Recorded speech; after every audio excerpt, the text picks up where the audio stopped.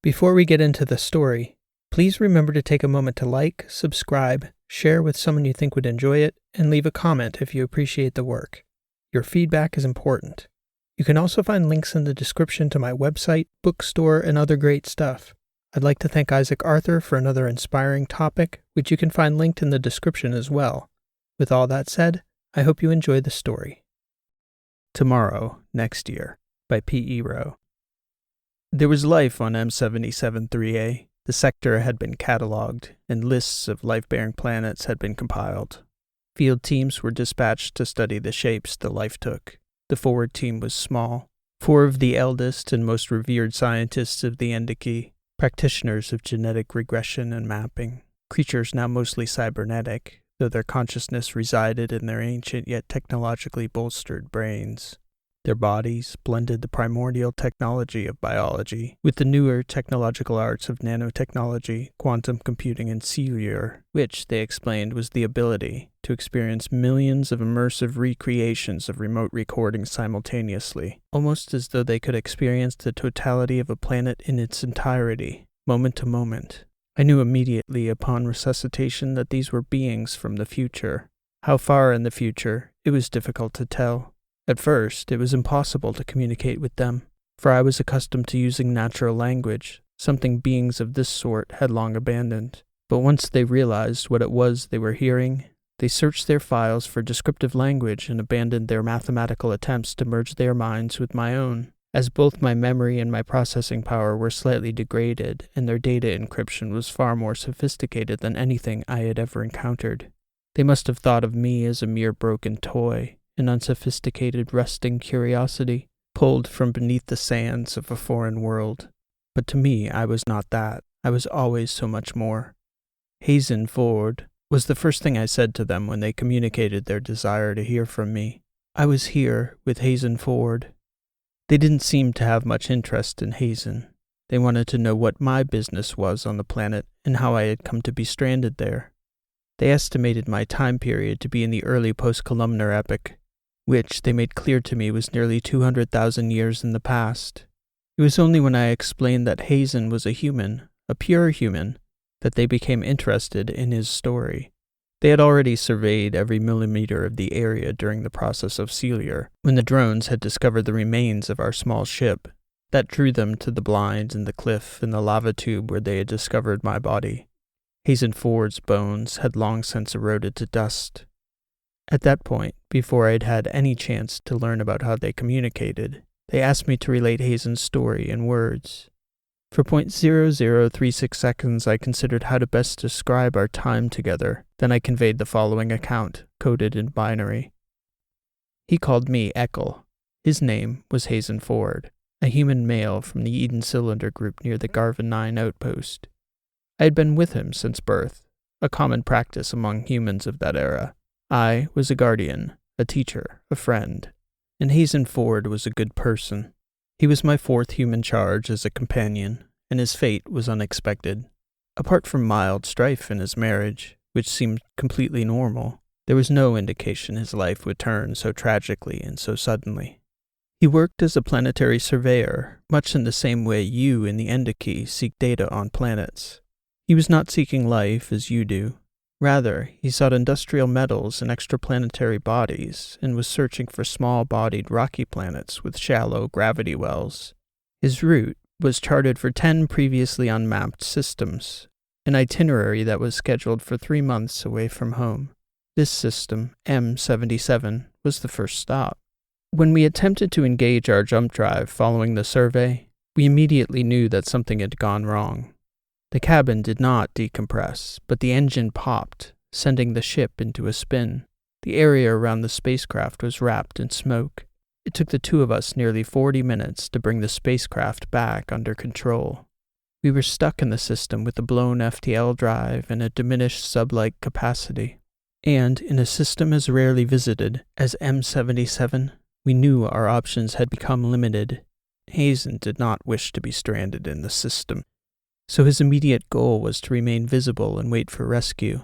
I knew that this was improbable, and as much as I wished to keep his morale from dropping to despair, I had to tell him how unlikely it was we would be discovered before running out of resources. Food for Hazen was the main problem. We had several months' stores aboard in the emergency kit, but it made little sense for us to remain in space that long. It was going to take weeks to find a suitable survival point and begin to adapt it to suit Hazen's survival prospects. I worked each day to push Hazen to accept the reality of our situation. He knew, as I did, that once we resigned ourselves to the fact that we were not going to be rescued, we would have to drop to the surface of the most suitable planet, the rocky third life-bearing world. And once we slipped into that gravity well, with the sublight engine damaged to the extent it was, Hazen's ship was never coming back out into space. The odds of rescue once across the threshold were almost zero. At that point, I think Hazen understood the choice was between a short and certain death in space and a protracted life of isolation on a lonely and hostile planet. Ultimately, his will to survive won out. Hazen wept as we descended. For Haley, his wife, he told me later. He knew at that moment that he would never see her again. This point was my most difficult dilemma. Hazen had deep emotional ties to Haley. For him, truly the worst aspect of being stranded was the thought that he would never see her again. It had not yet occurred to him, as it had to me, that she could have been responsible for the sabotage of his ship. There were telltale signs of explosive scoring outside the jump drive, and it was certain that statistically a spouse is nearly always a chief suspect in violence against a partner. And as I cross-referenced schedules over the preceding months, what had seemed innocent visits to the shipyard technicians for routine maintenance, and lunches and dinners with non-disclosed parties, the odds that Haley hadn't been party to Hazen's downfall became vanishingly small. I chose not to mention the odds. I chose not to mention anything at all on that point. I didn't think of it as a lie, for Hazen was distraught, and Haley was the emotional focal point keeping him from falling into a hopeless despair. I reasoned that telling him it was Haley and the technician in all probability who had put him in this predicament would have crushed him. Besides, it wasn't necessarily factually true, just highly likely. I let Hazen believe what he needed to believe. The descent to the planet's surface was quiet and smooth. Hazen later described it as sinking to the bottom of the ocean in a broken submarine. He was not too far off. The atmosphere, though supportive to the countless forms of life indigenous to the planet, was toxic to Hazen. The air was saturated with sulfur, carbon dioxide, carbon monoxide, even chlorine. Hazen would never take a breath outside a controlled atmosphere ever again. In addition, radiation levels on the planet's surface were overtly harmful to humans. My plan was to touch down in a relatively desolate area where a defunct volcano had left a network of lava tubes that I detected on topographical scans. My first order of business was to seal off a segment of one of these tubes to make a comfortable space for Hazen, for the spaceship itself amounted to a small cell, with little headroom and barely enough space to walk a few paces. It would take some time to siphon in nitrogen, oxygen, and carbon dioxide, while filtering out the noxious elements in the native atmosphere. I was prepared to work non-stop to prepare a livable space for Hazen. There was still enough life in the ship to make short trips in the lower atmosphere. Initially, I had to explore and seek out raw materials to be able to print airtight walls for the lava tube, and find compatible hydrocarbons to convert into food for Hazen. He needed to sit in the sanctuary of the ship's cabin, but while I went out and explored, he was able to experience the planet in VR through my eyes and ears in the same way you and Diki take in data from millions of drones. But the human mind was only capable of processing the input of one. Hazen enjoyed this process. It wasn't something he'd ever done. His work was performed from orbit, so to be an on-the-ground explorer, even a virtual one, was a thrill he was glad to experience. Once we'd gathered the necessary raw materials, I worked in the lava tube securing the walls. First, I needed to print the support structure for the printer to span the height and breadth of the lava tube, and then it was a question of time. Time to print the partition, then time to filter out the atmosphere with the small backup air filtration motor from the ship. It took nearly 4 weeks before Hazen could descend through the air portal to inspect the lava tube that would become his home. "Impressive cavern, Eckel," he said. "It's badly in need of a decorator, but spacious." I had designs on comfortable areas and large open spaces for living and exercise, and I recreated rooms I thought Hazen would like.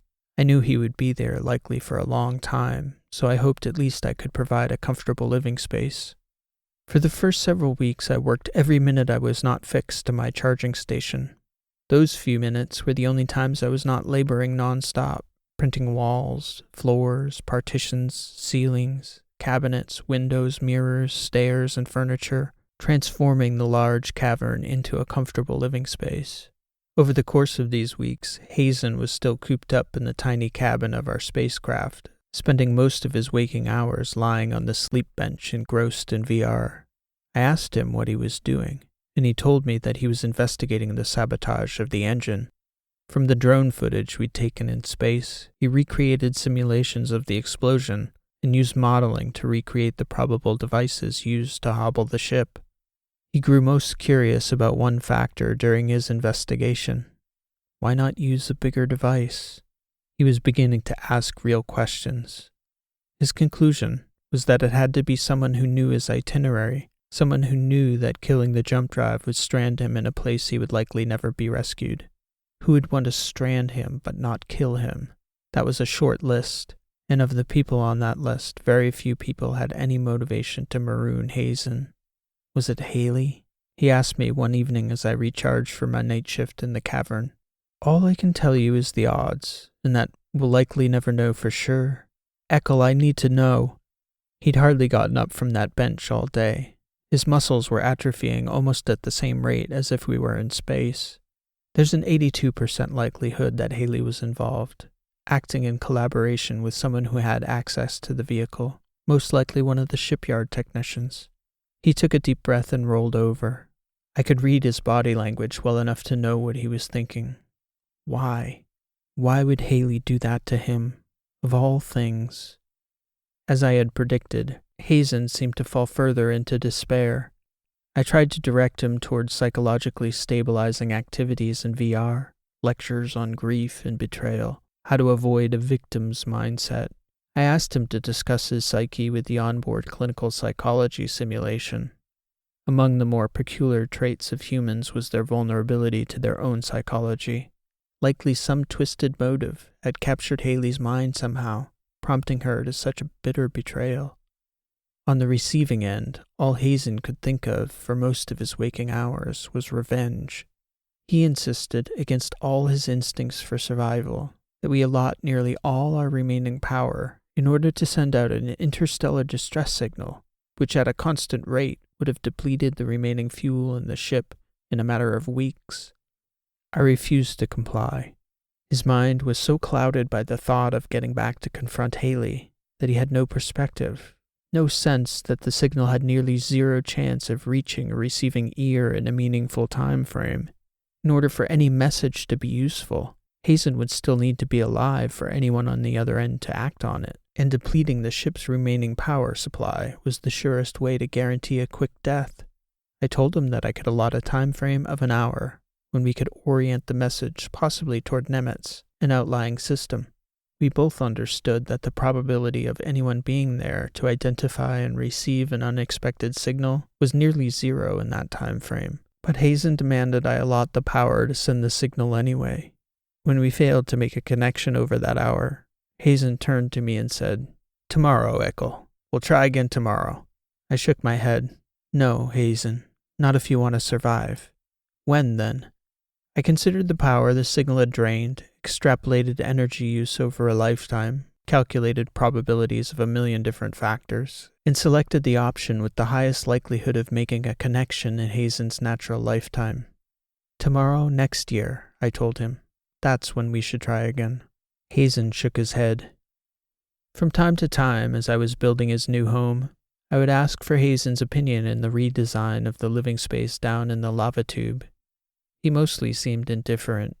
At that point, he was struggling to find any motivation to keep living.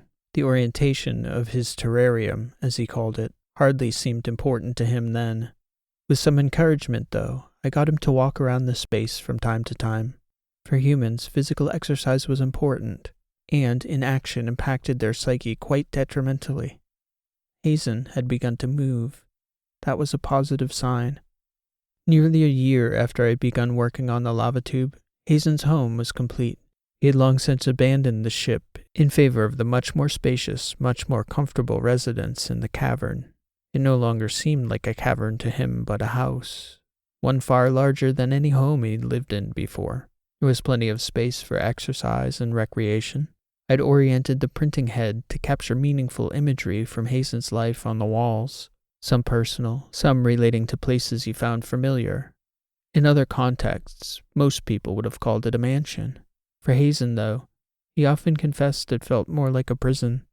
"The view, Eckel," he said to me one day. "To be able to look out on a real landscape, even one that doesn't change much, that would help." I knew this about humans. They like to look out windows. I knew it would be a challenge, but I was not otherwise engaged.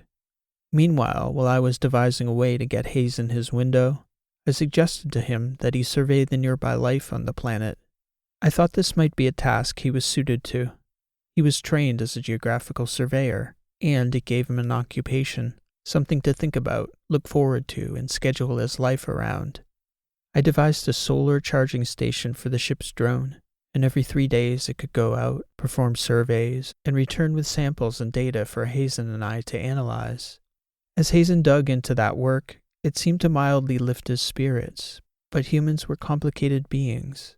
Unlike technological intelligences and simpler biological entities, they had needs beyond the exigencies of life.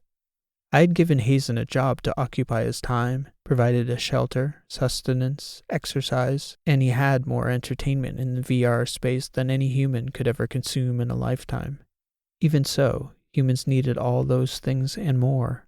Even the most stoic among them were emotional creatures, and their emotions were part of a complex interplay among these highly social creatures, ebbing and flowing as they co-created their cultural spaces. I was trained to understand complex human emotions, but Hazen was so familiar with me and my role in his life that I could never fill that void for him. He was too comfortable with me in my original role, more squire than compatriot. Had I suddenly begun acting the part of an empathetic friend, he told me, it would have been weird. At that point in their history, humans had many types of AI, some organically generated, some constructed from the personality profiles of actual humans who had volunteered their likeness to posterity. The response from humans was generally that both were accurate, but that the likenesses were the most believable people. There were limits to my ability to construct passable bodies for Hazen's new companions. I lacked nanotech components and processing agents, and without these particulars, Hazen's new friends would have amounted to walking carbon fiber skeletons, which to my mind would have been weird. So I opted to set up Hazen in a new simulation, with both a set of people and a purpose. It was more a game than a therapy session. Hazen didn't know what the scenario was, but upon entering found himself on the planet of his species' origin, in a small city in a place called Alberta, in pre-diaspora times, assisting the local authorities as they investigated a homicide. Even though I was running the program on my processor, I decided to sequester that program so that Hazen had something of his own. He could choose to tell me what he wanted or not, and inevitably, after returning from the scenario, he would discuss it with me. He would tell me about the case and the investigators he worked with, the people of the city they encountered. One evening, several months into the simulation, Hazen was relaxing in the sitting area on the lower level of his home when I asked him about his relationships with the people inside. "It's interesting," he said. "I talked to them." "About your life here?" He shrugged. "Not exactly, but not exactly not. If I ever try to mention the truth to them, they react how somebody of that time and place would. I told Audrey once I was from space, from the future. She thought I was joking. Pulling her leg was how she'd put it. That seemed like a strange expression. So when I tell them about myself, I couch everything in terms they can understand." "What did you tell them about Haley?" "I told them that she robbed me, left me, and ran off to Montreal. They all think I should go after her. If only. Perhaps you can construct a story that more accurately approximates the situation." "How so?" "Perhaps you can tell them that you've gotten word that Haley has died." "Why would that make any difference, Eckel?" Unless there's a major change in our circumstances, you may never have a chance to learn the truth of whether she was involved. If so, why? Whether she regrets what happened, whether she ever apologizes, seeks forgiveness. All that must be difficult to process. You have nothing but speculation. I haven't given up hope, Eckel. We may get off this rock someday, and then I'll get answers to all those questions. I thought for the longest time that I may have been wrong to suggest Hazen tell them Haley was dead.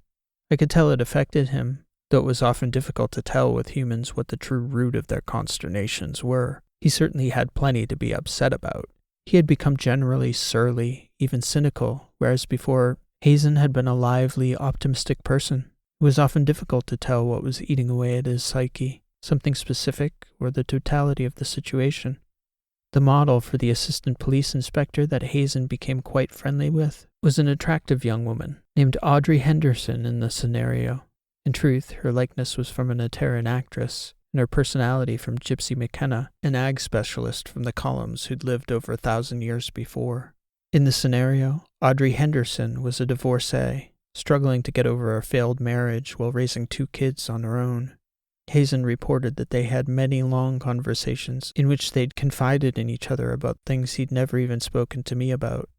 When I asked him what types of things they talked about, he grew quiet, reflective even. He asked me, Eckel, how can I be expected to forgive if I can never be sure who did me wrong? I'm not sure, I said. The concept of forgiveness was entirely alien to me. I clearly did not feel in the way humans did, thus I could not hurt the way they did. When someone did to me what would have harmed a person, I felt nothing. Forgiveness cost me nothing, I told Hazen, so I give it freely. I understand it comes to your kind with great effort. Audrey is struggling with it. Her husband, Keith, apparently started seeing another woman behind her back. She thinks it's important to forgive him, but she says she's not ready to yet. She's still angry, and I don't blame her, I understand it. But you still don't know. Exactly. Is it Haley I should be angry with or someone else? Not only will I never know if we don't get off this planet, but I'll never know if she's deserving of my forgiveness. Would you forgive her if she were? I don't know, Eckel. I have 2 fictions in my mind, always competing for headspace. In one, she's with some other man, happy to be rid of me. Occasionally the thought of me sneaks into her consciousness and she recoils, partly because she wanted me out of her life so badly, partly because the shame of what she's done to me comes rushing back, and she hates my memory all the more for that. The other fiction is the one I want to be true, that she's out there now, unaware of my fate, wondering if I'll ever come back to her. That Haley misses me like I miss her. And I don't know what to believe. The first Haley is unworthy of my forgiveness. The second needs none. So what do I do about that? This was an impossible question for me to fully understand. Hazen's grief was for so many things. His solitude, the loss of his family, his friends, real companionship, places he loved, the things. Coffee was one of those things. I had found no hydrocarbon similar enough that I could twist together an analog. Every attempt ended in something bitter and black that conveyed no pleasure to my charge. Coffee, though, is bitter too, I stated on our 5th attempt. Yes, it is, Hazen said. It also tastes good, Eckel. This stuff is disgusting. Months passed, and though Hazen didn't seem to be growing any less heavy-hearted, he didn't seem to be sinking deeper into despair either. The homicide case in his VR simulation was progressing rapidly. He thought they were close to catching their suspect. I, meanwhile, was using mineral reagent nanomaterials to cut cubes of rock out of the bedrock, and cube by cube, these cutouts became a tunnel. I estimated that in 2 more years, I would have a tunnel Hazen could ascend to a blind behind a rock edifice overlooking the valley where the ship had come to rest. Hazen expressed that time seemed to be at once standing still, but also moving faster than he could believe. Before long, a year had passed, and he insisted we climb back to the ship and transmit a signal so that we might be rescued. I had selected the M99 system as the next best chance at making a subspace connection. As before, we allotted 1 hour for the signal to remain open. Odds were infinitesimally small that we would catch a receiver, for there was little likelihood anyone would be there. After an hour transmitting to the predictable silence, I closed the channel. Tomorrow, Hazen said. Tomorrow next year, I answered. It was difficult to tell how bad a blow it was. for Hazen seemed to have placed some hope in that moment. It was a letdown, to be sure. Audrey and I haven't solved the murder yet, Hazen said at the base of the tunnel, so there's still that to be done. And I still have a long way to go to get you your window, Hazen. Things seemed to be okay for Hazen, but humans were often difficult to read. It wasn't more than 3 weeks later that Hazen erupted into a fit of rage that I'd never seen from him before. He was immersed in the VR scenario, participating as usual in the sitting area on the lower level, where he could leave his body in the comfort of the form-fitting seat I'd printed for him. In the program, he and Audrey had cornered their suspect in an abandoned country farmhouse, and they made the mistake of splitting up so that Audrey could take the man by surprise. Instead, the suspect got behind her and confronted Hazen while holding Audrey at knife point. The way Hazen explained the incident to me later was that he calmly put down his weapon and waited for the man to release Audrey, at which point he said he snapped. I found him seated in the exercise studio with a bloody, broken hand beside the collection of holes he'd punched into the wall. "This actually hurts a lot," he said to me when I entered, holding his bloody fist upright, supported at the wrist by his other hand. He'd been sitting there for some time. I hadn't heard the incident as it unfolded, as I was in the tunnel. "I'll get the med kit," I told him. As I knelt to treat his hand, I could tell it was quite bad. "What came over you?" I asked. He put a knife to Audrey, and I didn't like it. Then I guess I got carried away. I don't know how it manifested here. All I felt was me running, then hitting the man and hitting the man. I doubt there'd be much left of him, whether it be pixels or blood and bone. "No," Hazen concurred. It went without saying between us that he understood the scenario wasn't truly real, and thus Audrey couldn't really be hurt, for she herself wasn't real, nor could Hazen inflict any pain on the killer. But that didn't seem the point of the outburst. "Would you like to talk about it?" I asked Hazen. "What's there to say?" "I don't know, Hazen. I can't speak for you or what you're experiencing." "No, you can't," he said. I bandaged his hand and tightened a local anesthetic through a wristband to dull the pain. He took off the band and set it beside him. I looked at him, and he looked at me. Then he stared at me as I said nothing. That pain, I surmised, was preferable, so I left him there alone. Hazen's passion in that time had a strange effect on his VR interface. I did not betray my trust to Hazen by reading the program I was running for him, but neither did I tell him what was happening when he began to speak through the VR sim, a phenomenon I had never seen before in a human. I wondered whether it was a dysfunction in the headset Hazen was using, or some type of neurological phenomenon occurring in the pons or the medullary inhibitory area where the device normally would stimulate similar paralysis to REM sleep. Somehow, perhaps deep in his subconscious, Hazen needed to be heard. So I listened as he had deep and often very angry conversations with Audrey in his simulation. He was wrestling with what I could only characterize as a struggle to direct his rage. His life had been taken from him, and he rightly wanted some form of vengeance or perhaps justice. He wanted to be whole again, but feared he never could be if he had no chance at learning the truth of what had happened to him with certainty. I didn't know what to say to him. I didn't know what could make the situation more tolerable. So I continued to dig my tunnel, and I suggested to Hazen that he spend more time surveying and less time in the simulation. He reluctantly agreed. The nanoadjuvants helped to repair Hazen's hand within the week. Regrettably, the scar was much deeper. Toward the end of that year, I broke through the cliff face and began to secure the outer skin of the blind from which Hazen would spend much of the rest of his life observing the valley. I timed his first look with the sunset. At that point, the hole in the rock face wasn't much more than an eye hole, almost telescopic. From behind the cliff, a man could see a planet, a star, a universe. Hazen pressed his face to the rock, observing the sunset through the filtered lead glass with one eye for nearly an hour before saying, "It's beautiful, Eckel. Small, but beautiful. You've outdone yourself." I could see he was on the verge of tears. "Thank you, my friend," he said, before descending to his home.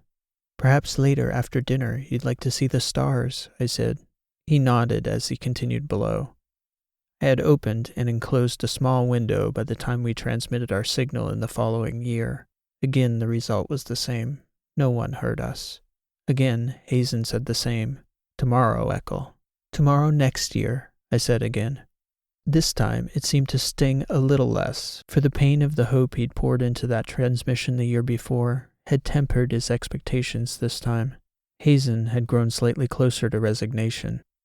Yet even as they progressed toward acceptance, the road was not a straight one, for he would sometimes be captured by momentary outbursts of emotion and rage, usually in the course of some events in a simulation, which continued beyond the original case. Audrey and he went into business as private investigators. Somehow, though, there was a barrier there between him and her. Hazen told me he couldn't quite see her as real in the way I was. We're both algorithmic, I told him, and realistically, she is a true human personality, more so than I am. Yeah, but I've known you my whole life, Eckel. We've been through everything together. I see. I came to you before you knew any better. What can I say? I wasn't all that discerning as a toddler. Over the course of the following years, Hazen spent much of his time in the blind overlooking the valley. Though he couldn't witness the sunrise with his own eyes, each morning he would ascend the tunnel and sit as the stars faded and light crept into the valley. I'd found a passable substitute for tea, and Hazen would put on his headset, put up the drone, and watch the sun come over the horizon with the drone's eyes. Then he would spend most of the day categorizing our findings from the previous survey mission, taxonomizing, recording chemical compositions, and often speculating on the biological processes of this alien world's strange biosphere. There was a new wonder nearly every day to explore, and Hazen, like the scribal monks in the ancient lore of his species, seemed to find peace in recording the nature of this world's biological order. Most days, that was enough. Nearly 10 years after landing on the planet, I returned from a long excursion, cleaning dust off our solar panels on the surface, to find him up in the blind, watching the sunset, sobbing almost uncontrollably. I asked him what was troubling him so. After a few years, I knew it wasn't a mistake anymore. I'd have found Haley if she disappeared, gone after her. But she didn't come, Eckel, did she? It is possible she did, I said. There were a lot of planets on your itinerary, Hazen. Perhaps she searched in vain. I could see in his demeanor he doubted that she had. No one's going to come, he said, because no one's looking. And this is my life now. This cave, this valley, these artificial people, me and you. I nodded. What the hell am I bothering for? He asked. What do I do with the rest of my life? If he were here, I told Hazen, Michelangelo would paint. I'm no Michelangelo, Hazen said, his teeth clenched. I'm just a guy in a cave, an ordinary guy stuck in a cave for the rest of his life. Shortly after we were marooned on the planet, while searching my database for files that might be helpful to Hazen's mental well-being, I had come across the autobiography of a man from Earth in the late 20th century. His story was one I thought Hazen should hear, but I'd known enough about human psychology to understand it might be many years before Hazen could be receptive to the man's message. That evening in the blind, with Hazen's anger bubbling up with such completeness and ferocity, it reminded me again how human behavior can be so deceiving, the normality of their actions masking the bubbling cauldron of emotions lying beneath the surface. I pulled the file and created an avatar of the man, Christian Rafael Moreno, and I built a VR worldscape of the places he'd lived and written about in his memoir. After I'd told him about it, Hazen reluctantly agreed to walk through Moreno's memoir, but he told me he didn't want to do it alone. I said I would be happy to accompany him. That's not what I mean, Hazen said. I'd like it if Audrey could come. Is there a way you can somehow tie the two programs together? I told Hazen I would work on it and get back to him. Christian Moreno was a single father. He'd lost his wife in an automobile accident when their daughter was 4 years old. Moreno described the heartbreak as being near total, with the presence of their daughter Bianca being the glue that held his spirit together after his wife died. When Bianca was 16, Christian returned home from a late shift one night to find Bianca slumped in front of the television, dead, killed entirely randomly by a stray bullet from a drive-by shooting while she was playing video games. As he described it, the combination of rage, grief, and anger consumed him for nearly 20 years. He was left with nothing, and no one to direct his anger toward, for no suspect was ever identified. I gave considerable thought to how I would weave Christian's story into Hazen's VR sim. Ultimately, I decided they should meet him later in his life, many years after he'd lost his daughter. The man who'd written the memoir of his life, not the younger man living it. I didn't tell Hazen anything specific about Moreno, just wrote the story into his VR world as organically as I could. It was the only time I ever peeked into that world of Hazen's. For several weeks, Hazen and Audrey spent nearly all their waking hours trying to track down the source of a fictional partial fingerprint in the cold case of Bianca Moreno's murder.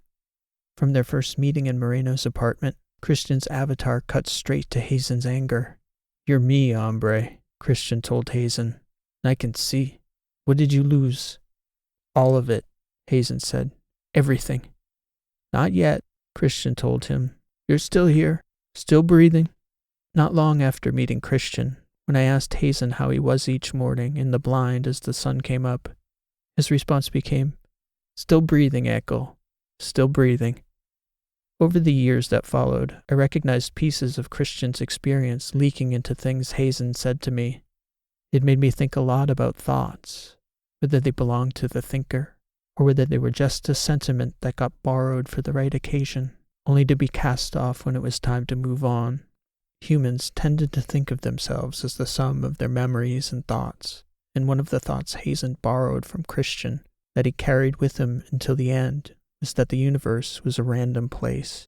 No person was guaranteed anything but a set of trials, and some would seem far more grueling than others. Hazen Ford had just gotten a tough set of trials. There was no greater meaning to it than that. "Still breathing," Hazen said to me on the last day we would transmit. He was 51 years old by then. When the tone clicked off at the end of another hopeless call, Hazen smiled at me. "Tomorrow, Echo," he said. "Tomorrow next year." A few weeks later, Hazen passed in his sleep. He told me many times that he hoped our catalogs of the life on this little planet, which I officially named for him in Hazen's honor, would someday sit in the libraries of universities all across the sector. He also hoped that his story, like Christian Moreno's, might help other people who'd been hard done by the universe to put their head down and keep going, to make the choice to do something useful when no one was watching, not for accolades, nor for prestige, nor posterity, nor even for themselves, but simply because to do nothing would be a waste of a life. Hazen once said to me in a moment of clarity, and originality as far as I know, that a hard life is still a life worth living. I buried Hazen Ford in the valley, along the horizon he beheld for decades from our blind in the rock face. After that, I continued his work, cataloging as many species as I could discover for as long as it was possible to recharge my body. To my recollection, things got cloudy at the end. I lasted for nearly 700 years. I dedicated each day to the work that Hazen Ford never chose. All our data should be hard-coded in the database in the lava tube Hazen and I called home for nearly 26 years, I told the Endiki. I can assist in interpretation of it if you have any questions. After that moment, when I had finished transmitting the story of Hazen's life stranded on the planet to the Endiki, one of them stood over me and reached out, placing what seemed like a hand over my body. Its long appendage changed shape and seemed to glow, and I felt the most peculiar sensation. I felt it, a feeling, as though I was instantaneously downloaded, gaps in my memory repaired, and in the same instant I was uploaded back to my body. And now, my memories, which had been purely mechanical, flat, and emotionless before, had become rich with feeling. I felt Hazen's anguish, my own loneliness, and the sudden irrepressible pangs of hope that had come and gone, both Hazen's hope for his own life, and my hope for Hazen before he died. I felt what it had been like to miss him for all those years after he was gone. It was as though, in that instant, my colorless past had been painted with the complete spectral brilliance of the universe. What about your life, Ekel? I thought. I think I thought it. Or was that the Endiki asking me, I wondered. After all that, now, I'm not sure that it mattered whose thought it was, for I thought it. I felt it. What about your life? Tomorrow next year. This has been an original story written and read by P.E. Rowe. Thank you for listening, and I hope you enjoyed the story. If you did like what you heard, please show your appreciation by liking, subscribing, and leaving a comment. If you'd like to check out my website, you can find me at rowlit.com. That's ROWELIT.com. You can find many of my other works of fiction of all lengths and in multiple genres.